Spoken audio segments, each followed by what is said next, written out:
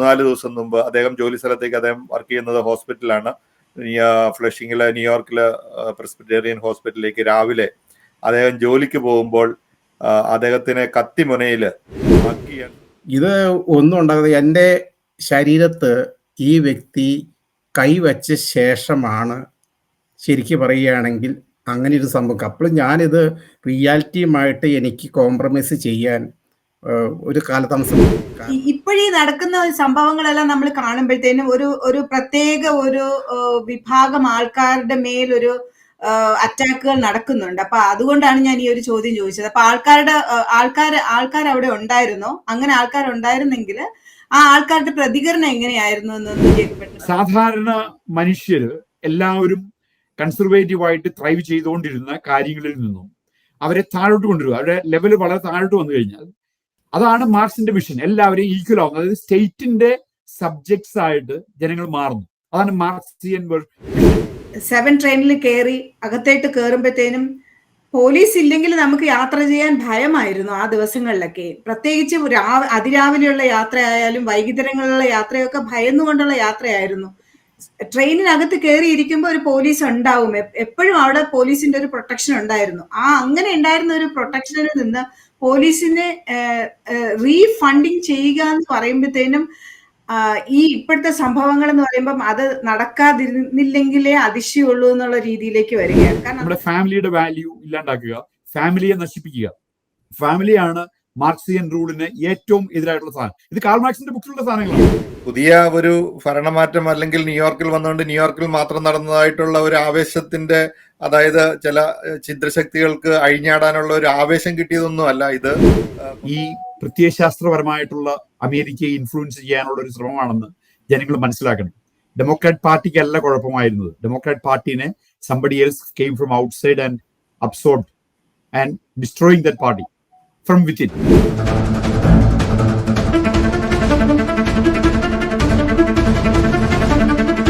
നമസ്കാരം, വാക്കി ടോക്കിയുടെ ഒരു പുതിയ എപ്പിസോഡിലേക്ക് എല്ലാവർക്കും സ്വാഗതം. നമ്മൾ ഇന്ന് ഡിസ്കസ് ചെയ്യുന്ന ഒരു വിഷയം എന്തെന്ന് പറഞ്ഞാൽ നമ്മുടെ കൂടെ തന്നെയുള്ള ഒരാൾക്കുണ്ടായ ഒരു ഇഷ്യൂ ആണ്. നമ്മൾ ന്യൂയോർക്ക്, ഞങ്ങളിപ്പോൾ 2 പേര് ന്യൂയോർക്കിലാണ് താമസിക്കുന്നത്. ഒരാൾ ടെക്സസിൽ, ഒരാൾ ഫ്ലോറിഡയിൽ. അപ്പം ഇതാണ് നമ്മളുള്ള വിഷയം. നമ്മൾ അമേരിക്കയിൽ പൊതുവെ പറയുമ്പോൾ ഇവിടുത്തെ ഒരു വലിയ ഷട്ട് ഡൗൺ, ഗവൺമെന്റിന്റെ ഒരു ഷട്ട് ഡൗൺ കഴിഞ്ഞ് 42-43 ദിവസത്തെ ഷട്ട് ഡൗൺ കഴിഞ്ഞ് എല്ലാം ഒന്ന് നോർമലായിട്ട് വരികയാണ്. അപ്പം നമ്മൾ ഈ ഒരു വിഷയത്തെക്കുറിച്ച് സംസാരിക്കുമ്പോൾ അതുമായിട്ട് എന്താണ് അങ്ങനെ ഒരു ഇഷ്യൂസ് ഉണ്ടാകുന്നതിനൊരു കാരണം ഈ 42-43 ദിവസത്തെ ഗവൺമെന്റ് ഷട്ട് ഡൗൺ എന്ന് പറയുന്നത് അമേരിക്കയുടെ ചരിത്രത്തിൽ ഏറ്റവും നീണ്ടു നിന്ന ഒരു ഷട്ട് ഡൗൺ ആണ്. ഷട്ട് ഡൗൺ എന്ന് പറയുമ്പോൾ ഫെഡറൽ ഗവൺമെന്റിന്റെ ഏജൻസികൾ, അതായത് പോലീസിങ്, ലോ ആൻഡ് ഓർഡർ, അങ്ങനെയുള്ള കാര്യങ്ങളെയൊക്കെ അത് എത്രമാത്രം ബാധിച്ചിട്ടുണ്ട് എന്നുള്ളത്. ഇപ്പം ന്യൂയോർക്കിനെ സംബന്ധിച്ചാണ് NYPD എന്ന് പറയുന്നത്, അവർ ഫുൾ ഫങ്ഷനിലാണ്. പിന്നെ FBI അല്ലെങ്കിൽ TSA, അങ്ങനെയുള്ള ബാക്കിയുള്ള ഫെഡറൽ ഏജൻസികൾ അവർ പലരും ഇപ്പോൾ വിമാന സർവീസുകളെയൊക്കെ കാര്യമായിട്ട് ബാധിച്ചു. നമ്മുടെ കൂടെയൊക്കെ പല ആൾക്കാരും നാട്ടിലേക്ക് ട്രാവൽ ചെയ്തുകൊണ്ടിരുന്നവരൊക്കെ സ്റ്റക്കാകുകയും ഇവിടുന്ന് പല ഫ്ലൈറ്റുകൾ മിസ്സാകുകയൊക്കെ ചെയ്ത് വളരെ ബുദ്ധിമുട്ടേറിയ കാര്യങ്ങളൊക്കെ നമുക്കറിയാം. അതുപോലെ തന്നെ ഇതുമായിട്ട് ബന്ധപ്പെട്ട് നിരവധി അഭിപ്രായങ്ങളൊക്കെ ഉണ്ട്. അത് ഇതിനൊരു കാരണമാണോ, അതോ ഇപ്പോൾ ഇവിടെയൊക്കെ നടക്കുന്ന മറ്റേ നമ്മുടെ അടുത്ത കാലത്തൊക്കെ ഉണ്ടായ ലെഫ്റ്റ് ലിബറൽ ഡെമോക്രാറ്റുകളുടെ ഒക്കെ ഒരു ഡീഫണ്ട്, പോലീസിനെ ഡീഫണ്ട് ചെയ്യുക, ആ ഫണ്ടെല്ലാം മറ്റുള്ള രീതികളിലേക്ക് വെൽഫെയറിലേക്കൊക്കെ മൂവ് ചെയ്യണം എന്നുള്ള അവരുടെ ഒരു ആശയം. ഡീഫണ്ട് പോലീസിങ് എന്ന് പറയുന്നത് ഒരു വലിയ മൂവ്മെന്റ് ആയിട്ട് തന്നെ ഇവിടെ നടക്കുന്നുണ്ട്. കാരണം ഈ പോലീസിന്റെ ഈ ഫോഴ്സ്ഫുൾ ആയിട്ടുള്ള അഗ്രസീവായിട്ടുള്ള അപ്രോച്ചിനെയൊക്കെ വളരെ കാര്യമായിട്ട് എതിർക്കുകയും, കാരണം സ്വാതന്ത്ര്യമാണ് പരമപ്രധാനം എന്ന് വിചാരിക്കുന്ന ഒരു അമേരിക്കൻ സമൂഹത്തില് അതിനൊക്കെ കുറച്ചൊക്കെ ഒരു ആശയ അടിത്തറ കിട്ടിയിട്ടുണ്ട്, ആൾക്കാരുടെ സപ്പോർട്ട് കിട്ടിയിട്ടുണ്ട്. അതിനെ വളരെ ശക്തിയുക്തം എതിർക്കുന്ന ഒരു വിഭാഗമാണ് നമ്മൾ പറയുന്ന റിപ്പബ്ലിക്കൻസ്, അതായത് കൺസർവേറ്റീവ് ആൾക്കാർ. കാരണം അവര് പറയുന്നത് സമൂഹത്തില് പിന്നത്തെ സമൂഹത്തിന്റെ പ്രൊട്ടക്ഷൻ എന്ന് പറയുന്ന സമൂഹത്തിലെ ആൾക്കാർക്ക് പ്രൊട്ടക്ഷൻ അത് ഒരു കാരണവശാലും അത് കുറയ്ക്കാൻ പറ്റിയല്ല. കാരണം പോലീസിനെയൊക്കെ വളരെ നല്ല രീതിയിലാണ് ഇവിടുത്തെ ജനങ്ങൾ നല്ല രീതിയിൽ കാണുന്നത്. അപ്പോൾ അങ്ങനെ ഇരിക്കുകയാണ് നമ്മുടെ ഒരു പാനലിസ്റ്റ്, സ്ഥിരമായിട്ട് തന്നെ പാനലിസ്റ്റ് ആയിട്ടുള്ള ജേക്കബിന് ഈ ഒരു 3-4 ദിവസം മുമ്പ് അദ്ദേഹം ജോലി സ്ഥലത്തേക്ക് അദ്ദേഹം വർക്ക് ചെയ്യുന്നത് ഹോസ്പിറ്റലാണ്, ഫ്ലഷിങ്ങിലെ ന്യൂയോർക്കിലെ പ്രസ്ബിറ്റേറിയൻ ഹോസ്പിറ്റലിലേക്ക് രാവിലെ അദ്ദേഹം ജോലിക്ക് പോകുമ്പോൾ അദ്ദേഹത്തിനെ കത്തിമുനയിൽ മഗ് ചെയ്യാൻ ശ്രമിച്ചു. അതായത് അദ്ദേഹത്തിനെ ജാക്കറ്റിൽ പിടിച്ച്, അതിന്റെ ആ ഡീറ്റെയിൽസ് ജേക്കബ് തന്നെ പറയും. പക്ഷെ ജേക്കബിന്റെ മാത്രം ഇതിപ്പോ ഒരു വളരെ റെയർ ആയിട്ടുള്ള ഒരു സംഭവമല്ല. ആ പ്രദേശങ്ങളിൽ ഈ അടുത്ത കാലങ്ങളിലൊക്കെ ന്യൂയോർക്ക് നഗരത്തിൽ, ഇപ്പം ന്യൂയോർക്കില് ട്രംപ് വരുന്നതിന് മുമ്പ് തന്നെ ഒത്തിരി ആൾക്കാർ ഇവിടെ ഈ നമ്മുടെ ബോർഡർ കടന്ന് വന്ന മില്യൺ കണക്കിന് ആൾക്കാർ വന്നതിലൊക്കെ ബസ്സിന് ടെക്സസിൽ നിന്നൊക്കെ ന്യൂയോർക്ക് സിറ്റിയിൽ കൊണ്ടുപോയി താമസിപ്പിച്ചിട്ടുണ്ടായിരുന്നു. അവിടെ ഹോട്ടലിലൊക്കെ താമസിപ്പിച്ചിട്ടുണ്ടായിരുന്നു. ന്യൂയോർക്ക് നഗരം എന്ന് പറയുന്ന വളരെ പ്രൗഢഗംഭീരമായ അമേരിക്കയുടെ സാമ്പത്തിക തലസ്ഥാനമായ ന്യൂയോർക്കിന് യോജിക്കാത്ത രീതിയിലുള്ള ഒരു വലിയ കമ്മ്യൂണിറ്റി അവിടെ ഒരു രൂപപ്പെട്ടു വന്നിരുന്നു. കാരണം ആ ഒരു സേഫ്റ്റി, റൂഡി ജുലിയാനി എന്ന് പറയുന്ന മേയർ ഈ ന്യൂയോർക്ക് നഗരത്തെ ക്ലീനപ്പ് ചെയ്ത് കൊണ്ടുപോയതായിരുന്നു. ആ ഒരു നഗരത്തിന്റെ അവസ്ഥയിലേക്ക്, പഴയ അവസ്ഥയിലേക്ക് ന്യൂയോർക്ക് നഗരത്തിനെ എത്തിക്കാനുള്ള ഒരു സാധ്യതയാണോ ഉള്ളത്. ഇപ്പൊ അങ്ങനെ വളരെ ലിബറൽ ആയിട്ടുള്ള ഒരു പുതിയ മേയറും കൂടെ നമുക്ക് വന്നിട്ടുണ്ട്. ജേക്കബിന്റെ ആ ഒരു എക്സ്പീരിയൻസ് ഒന്ന് പറയാമോ? എനിക്കറിയാം ജേക്കബ് വളരെ ഒരു കുറച്ച് ദിവസങ്ങളായിട്ട് തന്നെ ഒരു ട്രോമയിലായിരുന്നു എന്നൊക്കെ പറഞ്ഞു. അപ്പൊ ഞാൻ ഓർത്തിപ്പോ നമ്മള് കത്തിമുനയിലല്ലേ, തോക്കിന്റെ മുനയിൽ നിൽക്കുമ്പോഴേ നമുക്ക് ആ ഒരു ഫീല് മനസ്സിലാവുള്ളൂ. നമുക്ക് കഥകൾ പറയാനും കേൾക്കാനും ഒക്കെ നല്ല രസമാണ്. പക്ഷേ ഇപ്പൊ ഒരു കത്തി കണ്ടാൽ നമ്മൾ എന്തിനു പേടിക്കുന്നു? നമ്മൾ എത്ര കത്തികളെ കണ്ടിട്ടുണ്ട് എന്നൊക്കെ നമ്മൾ വിചാരിച്ചാലും ജേക്കബിന്റെ ആ ഒരു എക്സ്പീരിയൻസ് ഒന്ന് കൃത്യമായിട്ടൊന്ന് പറയാമോ? എന്താണ് ശരിക്കും സംഭവിച്ചത്? അതെ, തീർച്ചയായിട്ടും ഞാൻ ഇപ്പോഴും ആ ഒരു ട്രോമയിലൂടെയാണ് കടന്നു പോകുന്നത്.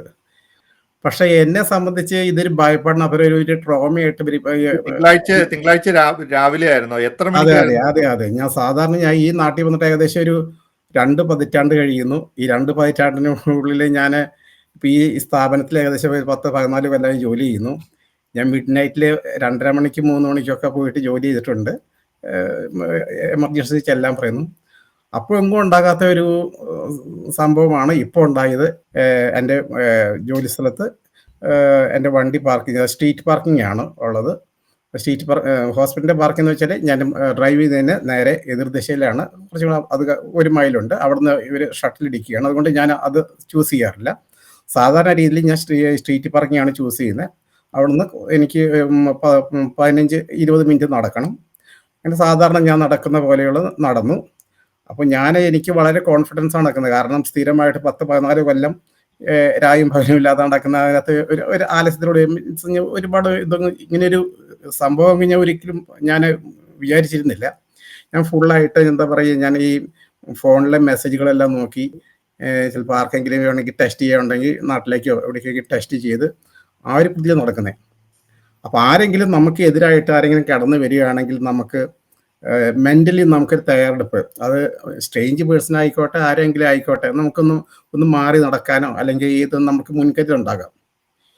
ഇത് ഒന്നും ഉണ്ടാകാതെ എൻ്റെ ശരീരത്ത് ഈ വ്യക്തി കൈവച്ച ശേഷമാണ് ശരിക്കും പറയുകയാണെങ്കിൽ അങ്ങനെ ഒരു സംഭവം. അപ്പോൾ ഞാനിത് റിയാലിറ്റിയുമായിട്ട് എനിക്ക് കോംപ്രമൈസ് ചെയ്യാൻ ഒരു കാലതാമസം വന്നു. കാരണം ഇത് ഒരിക്കലും നമ്മളെ പ്രതീക്ഷിക്കുന്ന സംഭവമില്ല. എത്ര ഹൈറ്റ് വെയിറ്റ് ഒക്കെ ഉള്ള ഒരാളാണ് അദ്ദേഹം? ഏകദേശം ഒരു 6 അടിയിൽ മേലെ ഹൈറ്റുള്ള വ്യക്തിയാണ്. അതെ അതെ, ബ്ലാക്ക് ആണ്, സ്കിന്നിയാണ്. അപ്പൊ സാധാരണ ശരാശരി ഞാൻ അത്ര ഹൈറ്റ് ഇല്ലാത്ത അതൊന്നും അറിയില്ല. അങ്ങനെ ഒരു ഷാഡോ പോലും കാണുകയാണെങ്കിൽ എനിക്ക് ട്രോമ വരില്ലായിരുന്നു. കാരണം ഇദ്ദേഹം എന്നെ അറ്റാക്ക് ചെയ്ത ശേഷമാണ് ഞാനിത് അറിയണം. അപ്പൊ ആരെങ്കിലും ട്രിക്ക് ചെയ്യുകയാണ്, വെറുതെ ഈ സ്ട്രീറ്റിൽ പോകുന്ന ആൾക്കാരൊക്കെ വെറുതെ ഇങ്ങനെ പേടിപ്പിക്കാൻ വേണ്ടി, അങ്ങനെയാണ് ഞാൻ അദ്ദേഹത്തിന് വളരെ സൗമ്യമായിട്ട് അദ്ദേഹമായിട്ട് സംസാരിച്ചപ്പോൾ അദ്ദേഹത്തിന് ശബ്ദം ഉയർത്തി ഗീവ് മണി എന്നാണ് പറയുന്നത്. അപ്പോഴും എനിക്ക് മനസ്സിലാക്കാൻ സാധിക്കില്ല. അപ്പൊ സാധാരണ അദ്ദേഹം എന്നെക്കാട്ടിലും ഒരുപാട് ഹൈറ്റ് ഉള്ള വ്യക്തി ആയതുകൊണ്ട്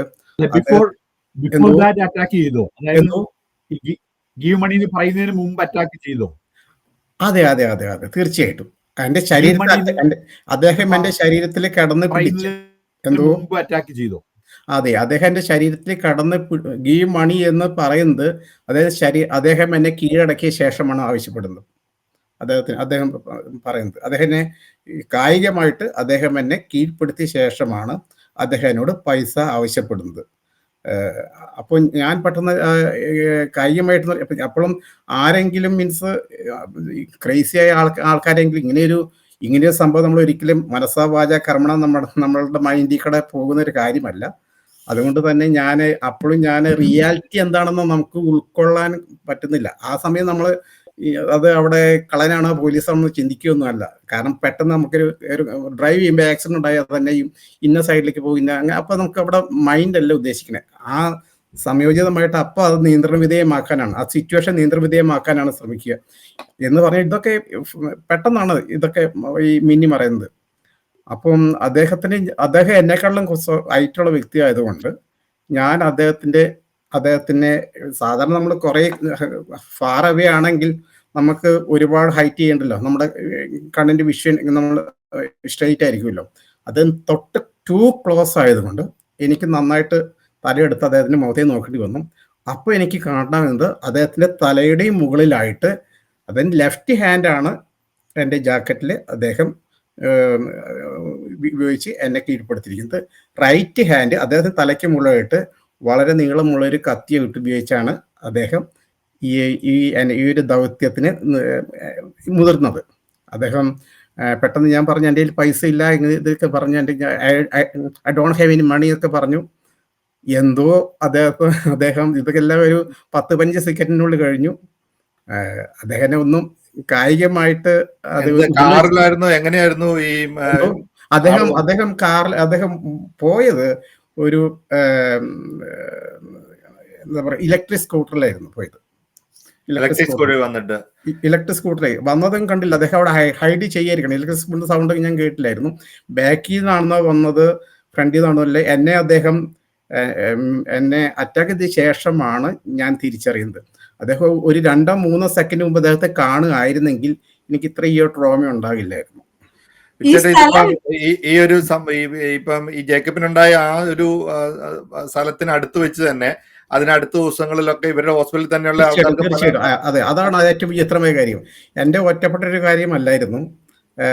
ഞാൻ ഉടനെ തന്നെ എൻ്റെ ഹോസ്പിറ്റലിൽ റിപ്പോർട്ട് ചെയ്തു. അവരെ ഡാറ്റ എല്ലാം കളക്ട് ചെയ്തിട്ട് ക്യാമ്പസിന് പുറത്ത് വെച്ച് സംഭവിച്ചത്, അത് ഹോസ്പിറ്റലിനുള്ളിൽ വെച്ചായിരുന്നില്ലല്ലോ, ഹോസ്പിറ്റലിന് പുറത്ത് വെച്ച ഒരു കാര്യമായതുകൊണ്ട് ഉടനെ തന്നെ അവർ NYPD, അത് പോലീസ് ഡിപ്പാർട്ട്മെന്റ് വന്നു. അവിടെ 2-3 പോലീസ് ജീപ്പുകാർ അവിടെ വന്നു. എന്നെ ഹോസ്പിറ്റലിൽ നിന്ന് അവർ കൊണ്ടുപോയി ഈ സീൻ നടന്ന ഈ സ്ഥലവും ഹോസ്പിറ്റലുമായിട്ട് സ്വല്പം ദൂരമുണ്ട്. അവിടെ എന്നെ കൊണ്ടുപോയി അവർ അതിനുശേഷം അവരുടെ ഈ ടെക്കിനെ വിളിച്ചു, പോലീസ് ഡിപ്പാർട്ട്മെന്റ് ടെക്കിനെ വിളിച്ചു. അവർ അതിൻ്റെ ഡാറ്റ എല്ലാം കളക്ട് ചെയ്തു. അതിൻ്റെ അടുത്ത് സമയമായിട്ട് ഒരുപാട് ക്യാമറയൊക്കെ ഉണ്ട്. അവര് ഡാറ്റ കളക്ട് ചെയ്യുമെന്ന് പറയുന്നു. അത് എത്ര കണ്ട് ഫലിക്കുമെന്ന് എനിക്കറിയില്ല. ക്യാമറ എന്ന് വെച്ച് കഴിഞ്ഞാൽ നമുക്ക് ഇവിടെ മുക്കിന് ക്യാമറകള് എല്ലാ പോസ്റ്റിലും ഒരു 5-6 ക്യാമറ വെച്ചിരിപ്പുണ്ട്. പരീക്ഷ എന്തോ ചോദിക്കാൻ വന്നിരുന്നു. ഞാൻ ചോദിക്കാൻ വന്നത് എന്താന്ന് വെച്ച് കഴിഞ്ഞാല് ഈ പറഞ്ഞ സ്ഥലം എന്ന് പറയുന്നത് ഈ ആ സമയത്ത് രാവിലെ എല്ലാവരും ജോലിക്ക് പോകുന്ന സമയമാണ്. അതായത് ഈ മെയിൻ സ്ട്രീറ്റ് എന്ന് പറയുന്നത്, ഈ Presbyterian hospital main street flushing എന്ന് പറയുന്നത് രാവിലെ ഈ 7 ട്രെയിൻ എടുക്കാൻ പോകുന്ന ആൾക്കാർ എല്ലാവരും വാക്ക് ചെയ്ത് പോകുന്ന ഒരു ഏരിയയൊക്കെയാണ്. അപ്പൊ അവിടെ ആൾക്കാർ ഉണ്ടായിരുന്നു ആ സമയത്ത്, അവിടെ ആൾക്കാരുണ്ടായിരുന്നോ? ഈ നടക്കുന്ന സമയത്ത് ആൾക്കാരുണ്ടായിരുന്നു. അപ്പൊ ആൾക്കാർ ഇത് കണ്ടിരുന്നോ? അപ്പൊ അങ്ങനെ ആൾക്കാർ കണ്ടിരുന്നുവെങ്കിൽ ആൾക്കാരുടെ ഒരു പ്രതികരണം എങ്ങനെയായിരുന്നു? ഞാൻ എന്തുകൊണ്ടാണ് ഈ ചോദ്യം ചോദിക്കുന്നതെന്ന് പറഞ്ഞു കഴിഞ്ഞാല്, ഇപ്പോഴീ നടക്കുന്ന സംഭവങ്ങളെല്ലാം നമ്മൾ കാണുമ്പോഴത്തേനും ഒരു പ്രത്യേക ഒരു വിഭാഗം ആൾക്കാരുടെ മേലൊരു അറ്റാക്കുകൾ നടക്കുന്നുണ്ട്. അപ്പൊ അതുകൊണ്ടാണ് ഞാൻ ഈ ഒരു ചോദ്യം ചോദിച്ചത്. അപ്പൊ ആൾക്കാർ അവിടെ ഉണ്ടായിരുന്നോ? അങ്ങനെ ആൾക്കാരുണ്ടായിരുന്നെങ്കിൽ ആ ആൾക്കാരുടെ പ്രതികരണം എങ്ങനെയായിരുന്നു എന്നൊന്ന് ജേക്കബേട്ടന് പറയാം. ഏത് ടൈപ്പ് ആൾക്കാരാണെന്ന് അറിയാമെങ്കിൽ അത് പറയാം. കാരണം നമ്മൾ ഇമിഗ്രന്റ് ആയിട്ടുള്ള അതാ ഞാൻ ഉദ്ദേശിച്ചത്. മുസ്ലിം കമ്മ്യൂണിറ്റിക്ക്, അറബ് കമ്മ്യൂണിറ്റിക്കെതിരെയാണ്, ഏത് കമ്മ്യൂണിറ്റിക്കെതിരെയാണ് നടക്കുന്നത്? ഇതിപ്പോ നമുക്ക് ഈ സാമൂഹ്യ വിധ്വംസക പ്രവർത്തനത്തിൽ ഏർപ്പെട്ട വ്യക്തി ഒരു ബ്ലാക്ക് ആണ്.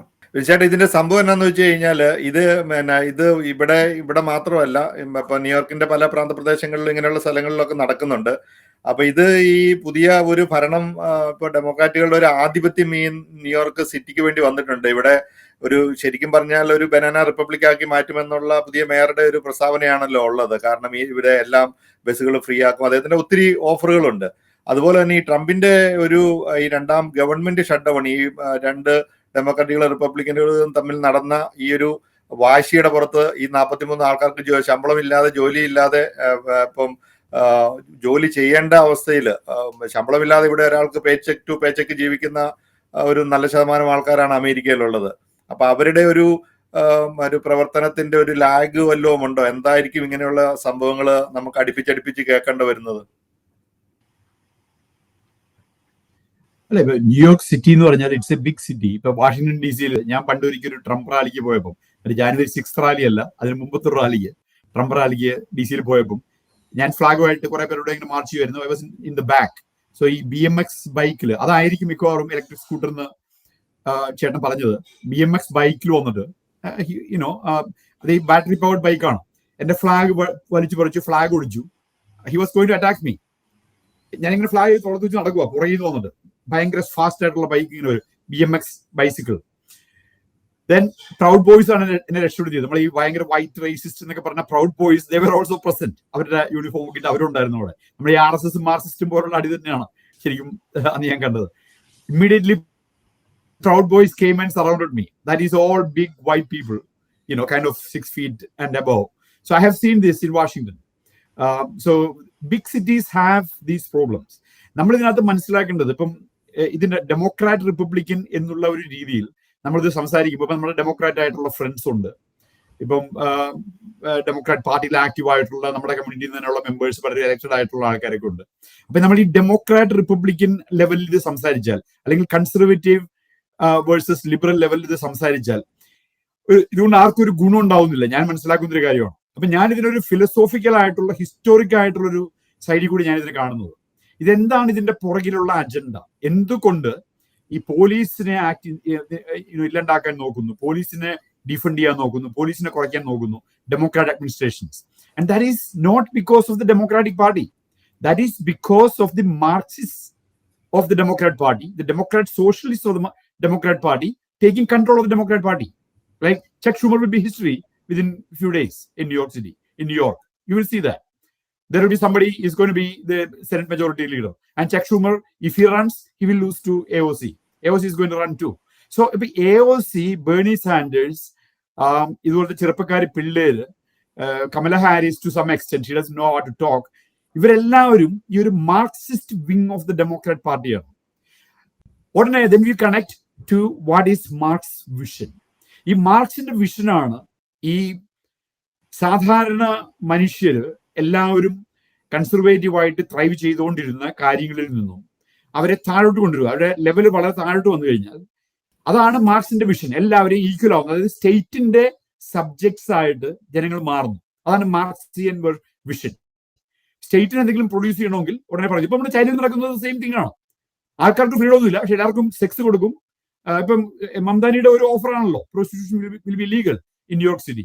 സോ മനുഷ്യന് അത്യാവശ്യമായിട്ടുള്ള ഫുഡും സെക്സും ഒരു അനിമലിസ്റ്റിക് ആയിട്ടുള്ള നീഡ്സും മാർക്സിസ്റ്റ് പാർട്ടി പ്രൊവൈഡ് ചെയ്യും, മാർക്സിസ്റ്റുകാർ പ്രൊവൈഡ് ചെയ്യും.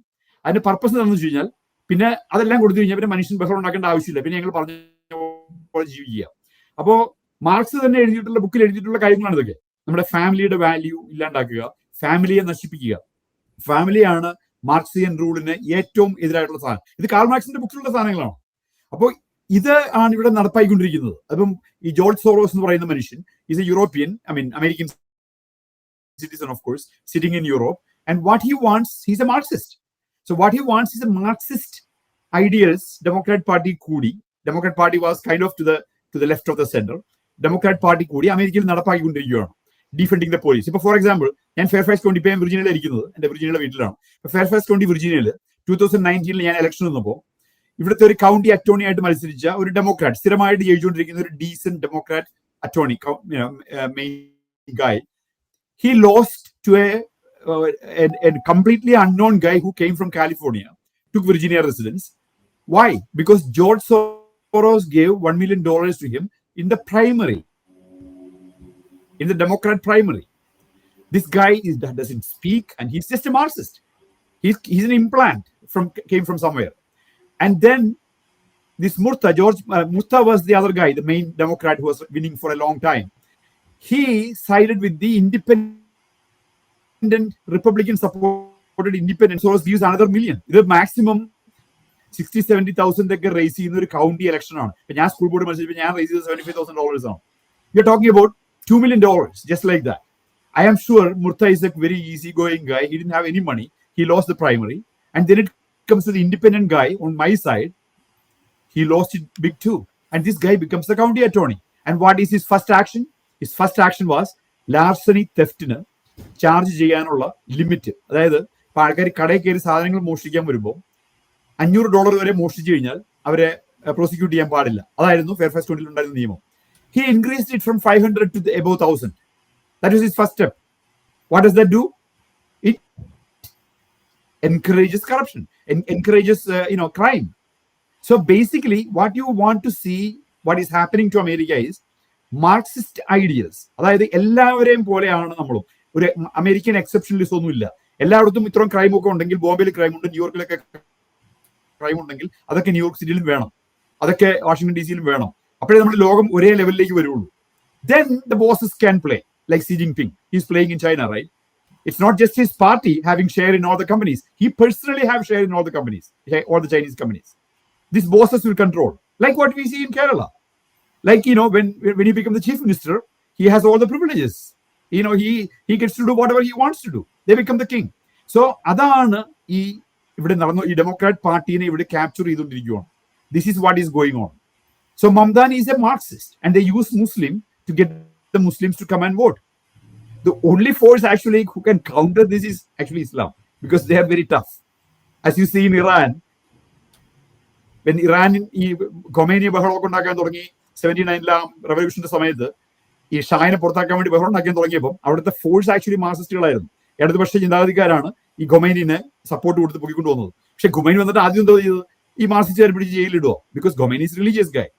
സോ ദിസ് ഈസ് ബേസിക്കലി ഈ ഭൗതികവാദം, അതായത് ദൈവമില്ല, അങ്ങനെ ഒന്നുമില്ല എന്നുള്ള ആ മാർക്സിയൻ ഭൗതികവാദവും, അങ്ങനെ മനുഷ്യരെല്ലാം യന്ത്രങ്ങളാക്കി മാറ്റി, ഫാമിലി ഇല്ല, ഹെറിഡിറ്റി ഇല്ല, നമ്മുടെ നമ്മുടെ പാരന്റ്സിനോടൊക്കെ ഉള്ള നമ്മുടെ റെസ്പെക്ട്, അതാണ് നമ്മളെ ഹൈ അച്ചീവേഴ്സ് ഒക്കെ നമ്മളെ പ്രേരിപ്പിക്കുന്നത്. പള്ളി, ഓക്കെ, എന്റെ ഫാദർ എന്നെ പറ്റി ഇത്ര സ്വപ്നങ്ങളുണ്ട്, ആ സ്വപ്നങ്ങളൊക്കെ ഇല്ലാണ്ടാക്കുക. എല്ലാവരും ഒരുപോലെയാണ്. ഈക്വലൈസേഷൻ, അതാണ്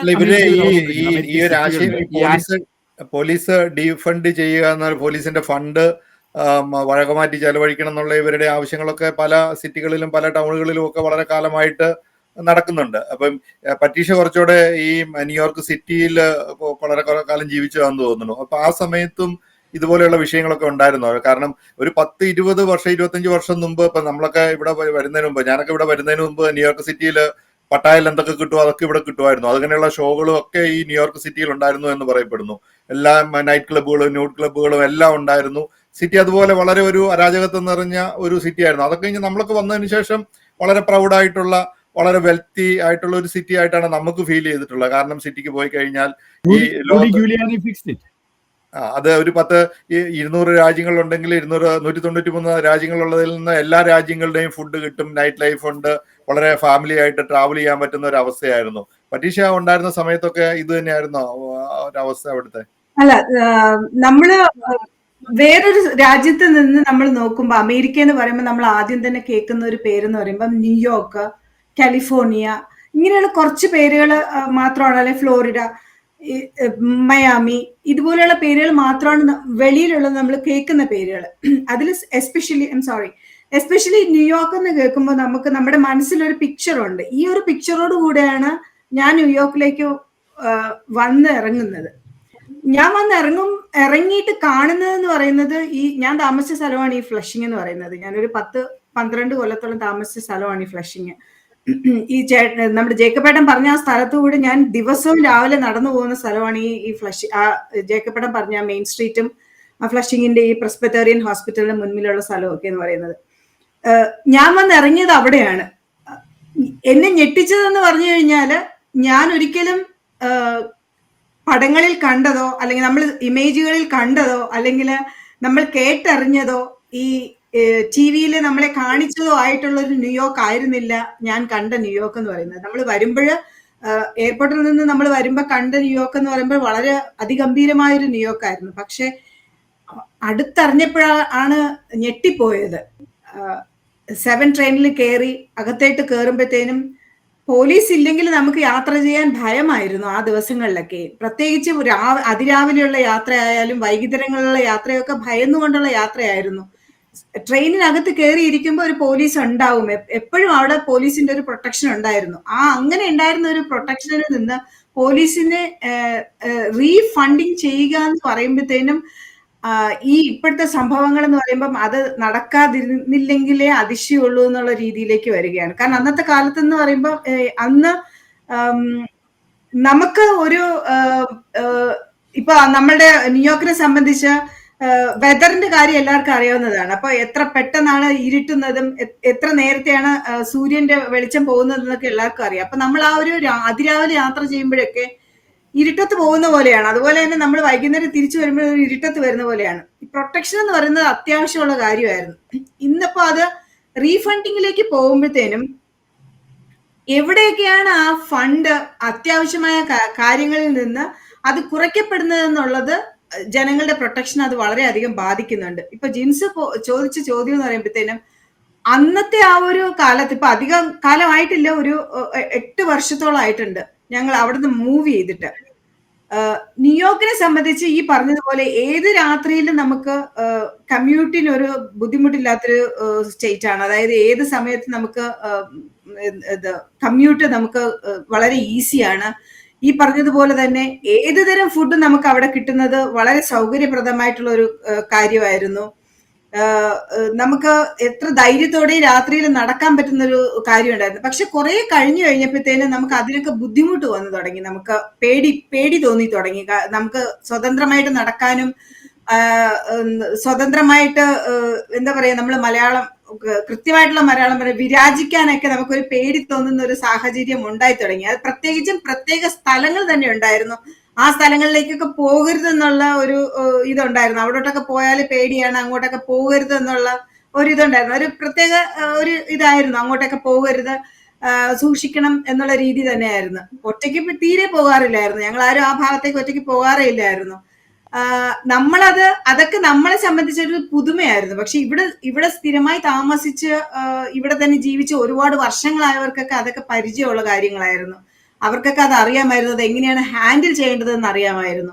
ഇപ്പോ ജേക്കബേട്ടൻ പറഞ്ഞത് ഇങ്ങനെ ഈ ഒരു സമയത്ത് നടക്കുമ്പോൾ എന്നോട് പറഞ്ഞു തന്നിട്ടുണ്ട്. ഇപ്പൊ ഇങ്ങനെ ഈ രാവിലെ നടക്കുമ്പോഴത്തേനും എങ്ങനെയാണ് അത് നടക്കേണ്ട രീതി, ഫോൺ എങ്ങനെ നമ്മൾ ക്യാരി ചെയ്യണം, ബാഗ് എങ്ങനെ ക്യാരി ചെയ്യണമെന്നും പിന്നെ എന്താണ് നമ്മൾ നടക്കുന്നത് എങ്ങനെയായിരിക്കണമെന്നും ഒക്കെ ഉള്ളത് പറഞ്ഞു തന്നിട്ടുണ്ട്. അപ്പൊ അതനുസരിച്ചായിരുന്നു എന്റെ ഒരു ആ കാലഘട്ടത്തിലുള്ള എന്റെ ഒരു പോക്കും വരവും ഒക്കെ അങ്ങനെയായിരുന്നു. നമ്മളുടെ ഒരു സെൽഫ് പ്രൊട്ടക്ഷൻ നമ്മൾ തന്നെ നോക്കുന്ന രീതിയിലായിരുന്നു, എത്ര തന്നെ പോലീസ് ഉണ്ടെങ്കിലും. ആ ഒരു കാര്യത്തിൽ നിന്നാണ് പോലീസിന് ഇങ്ങനെ ഒരു റീഫണ്ടിങ്ങും കൂടെ വരുമ്പോഴത്തേനും അവർക്ക് ഉപയോഗിക്കേണ്ട കാര്യങ്ങൾ വേറൊരു സ്ഥലത്തേക്ക് മാറ്റുക എന്ന് പറയുമ്പോഴത്തേനും എത്രത്തോളം അത് സൊസൈറ്റിയെ പ്രൊട്ടക്ട് ചെയ്യാൻ പറ്റുന്നു എന്നുള്ളത് ഒരു ചോദ്യം തന്നെയാണ്. ഇപ്പൊ ഈ വിൻസെന്റ് ചേട്ടൻ പറഞ്ഞതുപോലെ തന്നെ ഇതിപ്പോ നമ്മൾ ഈ പണം എന്ന് പറയുന്നത് പോലീസിന് കൊടുക്കുന്ന പണം മൊത്തത്തിൽ പിൻവലിക്കുന്നു എന്ന് ചോദിച്ചു കഴിഞ്ഞാൽ അങ്ങനെ ആകുന്നില്ല. അത് പോലീസിനെ മൊത്തം ഇല്ലാതാക്കുന്നു അങ്ങനെയൊന്നും അല്ല. അത് ഒരു പൊതുസുരക്ഷാ സംവിധാനം എന്നതിനെ എങ്ങനെ പ്രവർത്തിക്കുന്നുള്ളതിന് നമുക്ക് അത് അറിയേണ്ടിയിരിക്കുന്നത്. പല എന്താ പറയാ, പ്രത്യേകിച്ച് ന്യൂയോർക്കിനെ സംബന്ധിച്ച് എടുക്കുമ്പോഴത്തേനും അല്ലെങ്കിൽ അതുപോലെയുള്ള സംസ്ഥാനങ്ങളെ സംബന്ധിച്ച് നമ്മൾ ചിന്തിക്കുമ്പോഴത്തേനും പറയുന്നൊരു കാര്യമുണ്ട്. പവേർട്ടിയിൽ നിന്നാണ് അക്രമങ്ങൾ ഉണ്ടാകുന്നതെന്ന് പറയപ്പെടുന്നുണ്ട്, അല്ലെങ്കിൽ ഹോംലെസ്നെസ്സിൽ നിന്നാണ് അക്രമങ്ങൾ ഉണ്ടാകുന്നതെന്ന് പറയപ്പെടുന്നുണ്ട്. അതിനെ ഇല്ലാതാക്കാൻ വേണ്ടിയിട്ടാണ് ഈ പൈസ ഉപയോഗിക്കുന്നതെന്നാണ് പറയുന്നത്. പക്ഷെ ആ സമയത്ത് ഈ പൈസ അതിലേക്ക് ഉപയോഗിക്കുമ്പോഴത്തേനും ഈ എതിർഭാഗത്ത് അക്രമങ്ങളും ഇങ്ങനെയുള്ള കാര്യങ്ങളൊക്കെ വർദ്ധിച്ചു വരികയാണ് ചെയ്യുന്നത്. ഇപ്പോ പല സമൂഹങ്ങളിലും എന്താണ് അക്രമാസക്തമായ കുറ്റകൃത്യങ്ങൾ വരുന്നുണ്ട്, മയക്കുമരുന്നിന്റെ ആസക്തി കൂടുന്നുണ്ട്, പിന്നെ വീടുകളിലുള്ള പ്രശ്നങ്ങൾ തന്നെ അത് വഴിയിലേക്ക് വരുന്നുണ്ട്. ഇതെല്ലാം പോലീസ് ഉദ്യോഗസ്ഥരെ സംബന്ധിച്ച് എല്ലാ കാര്യങ്ങളും കൈകാര്യം ചെയ്യുന്നതിൽ വരുന്ന ഒരു പ്രശ്നം. അവർക്കും അത് കൂടുതലായിട്ട് എല്ലാം അവരെ കൊണ്ട് കൈകാര്യം ചെയ്യാൻ സാധിക്കുമെന്ന് വരുന്നില്ല. അപ്പൊ ഇത് പോലീസ് ഉദ്യോഗസ്ഥർ പോലെ സമ്മതിക്കുന്ന ഒരു കാര്യമാണ്. ഇത് അവരുടെ ഓരോ എന്താ പറയാ, അവരുടെ റോളിനെല്ലാം അതൊരു അവരുടെ ഒരു റോളിന് കൂടുതലാണ്, അവരുടെ ഓരോ റോളിനെയും അത് കൂടുതലായിട്ട് വരുന്നുണ്ട്. ഇപ്പൊ മാനസികാരോഗ്യ കാര്യങ്ങൾ, അല്ലെങ്കിൽ യുവജന പരിപാടികൾ, ഭവന നിർമ്മാണം പോലുള്ള കാര്യങ്ങൾ, കമ്മ്യൂണിറ്റി പ്രശ്നങ്ങൾ, ഇതിലെല്ലാം നിക്ഷേപിക്കുന്ന ഈ കാര്യങ്ങളെല്ലാം തന്നെയും വേറൊരു ഇതിലേക്ക് മാറ്റി ചെലവഴിക്കുമ്പോൾ വരുന്ന പ്രശ്നം എന്ന് പറയുന്നത് ഹാൻഡിൽ ചെയ്യാൻ ബുദ്ധിമുട്ട് തന്നെയാണ്. ഈ ഒരു കാര്യത്താണ് മറുവശത്ത് പോലീസിന്റെ ബഡ്ജറ്റ് എടുത്ത് വെട്ടിക്കുറയ്ക്കുകയും വേറെ കാര്യങ്ങൾക്കായിട്ട് ഉപയോഗിക്കുകയും ചെയ്യുമ്പോഴത്തേനും ഉണ്ടാകുന്ന പ്രശ്നങ്ങൾ. ഇതാണ് ഞാൻ അവിടെ താമസിച്ചപ്പോഴും ഇപ്പോഴുമുള്ള വ്യത്യാസമായിട്ട് ഞാൻ കണ്ടിരിക്കുന്ന കാര്യങ്ങൾ എന്ന് പറയുമ്പോൾ. ഇപ്പൊ നമ്മുടെ സമൂഹത്തിൽ ഒരു സുരക്ഷ എന്ന് പറയുമ്പോഴത്തേനും ഒരു സുരക്ഷാ സംവിധാനം ഒരു കാര്യത്തെ മാത്രം ആശ്രയിച്ച് നമുക്ക് മുന്നോട്ട് പോകാൻ പറ്റത്തില്ല. ശക്തമായിട്ടുള്ള ഒരു പോലീസിങ്ങും സൊസൈറ്റിയുമായിട്ടുള്ള ഒരു ബാലൻസിങ് ഉണ്ടെങ്കിൽ മാത്രമേ അത് മുന്നോട്ട് കൊണ്ടുപോകാൻ പറ്റത്തുള്ളൂ എന്നാണ് ഞാൻ വിചാരിക്കുന്നത്. ജേക്കബിന്റെ ഇത് ഇഷ്യൂവിന് ചേർത്ത് നിങ്ങളുടെ ഹോസ്പിറ്റലിൽ നിന്നുള്ള എത്ര പേർക്ക് ഈ ഇൻസിഡന്റ് ഉണ്ടായി, ഇതുപോലെ സെയിം എക്സ്പീരിയൻസ് ഉണ്ടായി? എനിക്കുണ്ടാകുന്നതിന് മുമ്പ് ഇത് പലർക്കും ഇത് റിപ്പോർട്ട് ചെയ്തിട്ടുണ്ട്. പക്ഷേ എനിക്ക് ഉണ്ടായതിൻ്റെ തൊട്ട് പിറ്റേ ദിവസം അതിനുശേഷം, അതായത് എനിക്കുണ്ടായത് ഈ കഴിഞ്ഞ മൺഡേയിലാണ്. അപ്പോൾ ഈ മൺഡേയിൽ സാധാരണ നമുക്ക് ടൈം ചേഞ്ച് ചെയ്തു. അതിൻ്റെ ഒരു സ്വല്പം സാധാരണക്കാട്ടിലും സ്വല്പം കൂടെ ഒരു ക്ലൗഡി ആയിട്ടുള്ള ഒരു റെയിനി ഡേ ആയിരുന്നില്ല മൺഡേയിൽ. അപ്പോൾ ആ ഒരു ഇരുട്ടിൻ്റെ മറവിലാണ് ഉണ്ടായത്. അടുത്ത ദിവസവും അന്ന് മഴ ഉണ്ടായിരുന്നില്ലെങ്കിൽ പോലും നമുക്കിപ്പോൾ അന്ന് ഒറ്റപ്പെട്ട കുറച്ച് ഇരുട്ടാണെന്ന് ഇരുട്ടാണെന്ന് പറഞ്ഞാൽ പോലും ഇരുട്ടില്ലാത്ത തൊട്ടടുത്ത ദിവസവും അതിന് പിറ്റേ ദിവസവും, അതായത് ട്യൂസ്ഡേയിലും വെനസ്ഡേയിലും, ശരിക്കും പറയുകയാണെങ്കിൽ മൺഡേ, ട്യൂസ്ഡേ, വെനസ്ഡേ ഓഫീസിലെ എംപ്ലോയീസിന് തന്നെ ഇത് സംഭവിച്ചു. ഇന്ന് പിന്നെ തേഴ്സ്ഡേ ആണ്. ഇന്ന് ആർക്കും സംഭവിച്ചത് എനിക്കറിയില്ല. ഓക്കെ. അപ്പം ഇത് ഈ പുതിയ ഒരു ഭരണമാറ്റം അല്ലെങ്കിൽ ന്യൂയോർക്കിൽ വന്നുകൊണ്ട് ന്യൂയോർക്കിൽ മാത്രം നടന്നതായിട്ടുള്ള ഒരു ആവേശത്തിന്റെ, അതായത് ചില ഛിദ്രശക്തികൾക്ക് അഴിഞ്ഞാടാനുള്ള ഒരു ആവേശം കിട്ടിയതൊന്നും അല്ല. ഇത് കുറച്ചു കാലങ്ങളായിട്ട് ഇതൊക്കെ ഇവിടെ നടക്കുന്നുണ്ട്. വിൽസേട്ടാ, അപ്പൊ ഇതിന്റെ ഒരു കൺക്ലൂഷൻ എന്താണ്, ഇതിനെക്കുറിച്ച് പറയാനുള്ളത്? നമുക്ക് ഇന്നത്തെ ഈ ഡിസ്കഷൻ അവസാനിപ്പിക്കാൻ വിൻസെന്റ് വാക്കോടുകൂടി. എനിക്ക് പറയാനുള്ളത് ഇത്രേ ഉള്ളൂ.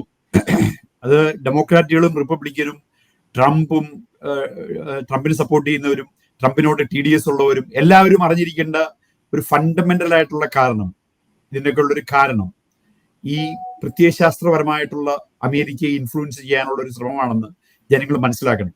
ഡെമോക്രാറ്റ് പാർട്ടിക്കല്ല കുഴപ്പമായിരുന്നത്. ഡെമോക്രാറ്റ് പാർട്ടിനെ somebody else came from outside and absorbed and destroying that party from within. ഇപ്പം poverty never leads to violence. Poverty വയലൻസിലേക്ക് ലീഡ് ചെയ്യാനാണെങ്കിൽ, ഞാൻ ജനിച്ചു വരുന്ന കുമ്പളം വില്ലേജിലൊക്കെ എല്ലാ ദിവസവും വയലൻസ് ആയിരുന്നു. ഉള്ള സാധനങ്ങൾ ഭക്ഷിച്ച് അവരോട് സുഖമായിട്ട് ജീവിക്കുന്ന ഒരു വില്ലേജ് ഞാൻ വരുന്നത്. പക്ഷെ അവിടെ ഉണ്ടായിരുന്നത് എന്താണ്? റിലീജിയൻ, സ്ട്രോങ് റിലീജിയൻ, പള്ളിപ്പോക്ക്, ഭക്തി, പാരൻസിന്റെ expectation for the children to somehow become better and go to college and educate yourself. That's your solution. So അതൊക്കെ ഇല്ലാണ്ടാക്കാൻ ശ്രമിക്കുന്ന പ്രത്യയശാസ്ത്രം ഏതാണ്? ആ പ്രത്യയശാസ്ത്രത്തിനെയാണ് ജനങ്ങൾ എതിർക്കേണ്ടത്. ഇപ്പൊ George Soros is being investigated. എത്ര നമ്മുടെ മലയാളികൾക്ക് അറിയാം ഇതിന്റെ കാരണം എന്നോ? Because he is funding BLM and Antifa for all these violence in the cities. Why somebody has to fund? ഇപ്പൊ നമ്മുടെ നാട്ടിൽ നമ്മൾ തമാശയ്ക്ക് അറിയില്ലായിരുന്നു, ഈ മാർസിസ്റ്റുകാർ ബന്ധം നടത്തുമ്പോൾ ഇവർക്ക് എല്ലാം 100 രൂപയും ചാരായം കൊടുക്കുന്നു പറയില്ലായിരുന്നു. ആ same thing is happening in America.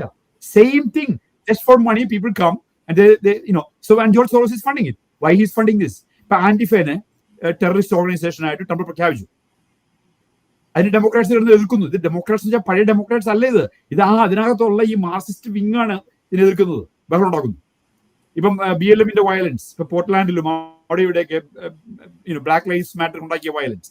അപ്പൊ നമ്മൾ മനസ്സിലാക്കേണ്ടത് ഡെമോക്രാറ്റിനേക്കാളും റിപ്പബ്ലിക്കിനേക്കാളും ഉപരി എന്താണ്, ഏത് പ്രത്യയശാസ്ത്രമാണ് അമേരിക്കയെ നശിപ്പിക്കാൻ ശ്രമിച്ചുകൊണ്ടിരിക്കുന്നത് മനസ്സിലാക്കുക. പിന്നെ another point that I wanted to make, evil exists. Just go to the Bible. Adam and eve, അവര് എൻവയൺമെന്റും എല്ലാം സെയിം ആയിട്ടുള്ള എൻവയൺമെന്റിൽ അവർ 2 പിള്ളേരുണ്ടായി. How did Cain end up? How did Abel become? Evil exists. There is evil people. അവർക്ക് പോലീസിന്റെ കയ്യിൽ നിന്ന് fund മേടിച്ചിട്ട് അവർക്ക് വേണ്ടി മനഃശാസ്ത്രജ്ഞന്മാരെ വെച്ചാലൊന്നും അവർ നന്നാവാൻ പോകുന്നില്ല. There are evil people in this world. Everybody in the Malayali community should accept this. We will support whatever politician who is for law and order, who is for more police, who is for more security, who is for making cities crime free. It doesn't matter which party it is. Then politicians will realize this is what people are looking for. We cannot get their votes just because they are Democrats. That's what we need to see in this country.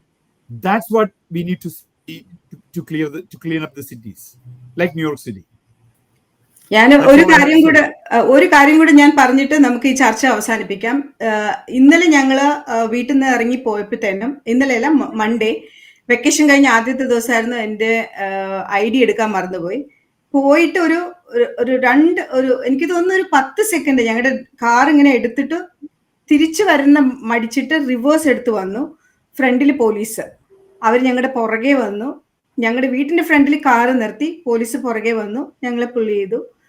കാറിൽ നിന്ന് ഞാൻ പെട്ടെന്ന് ചാടി ഇറങ്ങിയപ്പോൾ പറഞ്ഞു അകത്തോട്ട് കയറാൻ പറഞ്ഞു, കാറിനകത്ത് കയറാൻ പറഞ്ഞു. അത് നമ്മുടെ ഇവിടുത്തെ ഇതാണല്ലോ, പോളിസി ആണല്ലോ. ഞാൻ കാറിനകത്തേക്ക് കയറി. എന്നോട് ചോദിച്ചു എന്താ കാറ് റിവേഴ്സ് എടുത്തത് എന്താന്ന് ചോദിച്ചു.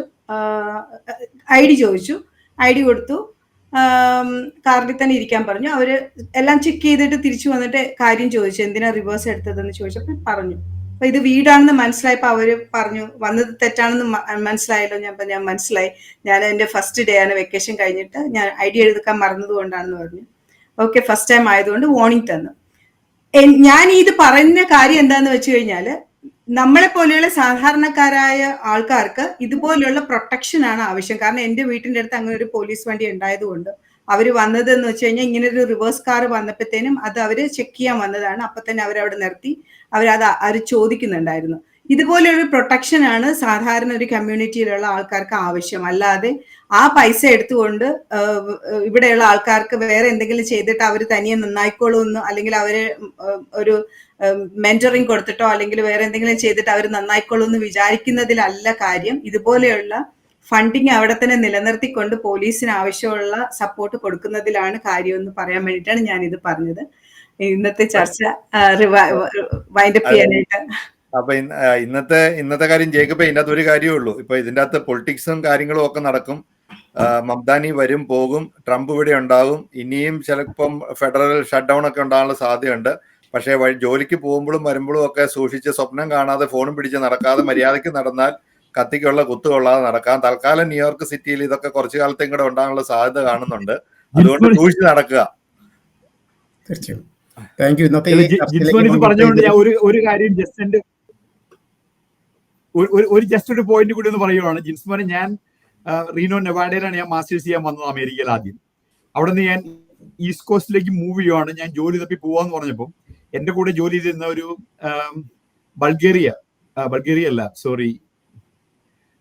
ബൊളിവിയ എന്നുള്ള ഒരു post doctoral fellow, Felipe Calisaya, I still remember him saying, Vincent, if you ever go to New York City, carry a $20 bill with you. Don't go without money in the pocket. If somebody asks for money, give that money. അതാണ് പറയുന്നത്. Save your life. ഇന്നത്തെ ഈ ചർച്ചയിൽ പങ്കെടുത്ത എല്ലാവർക്കും നന്ദി, നമസ്കാരം. ജേക്കബെ, സൂക്ഷിച്ച് നടക്കുക. നമസ്കാരം.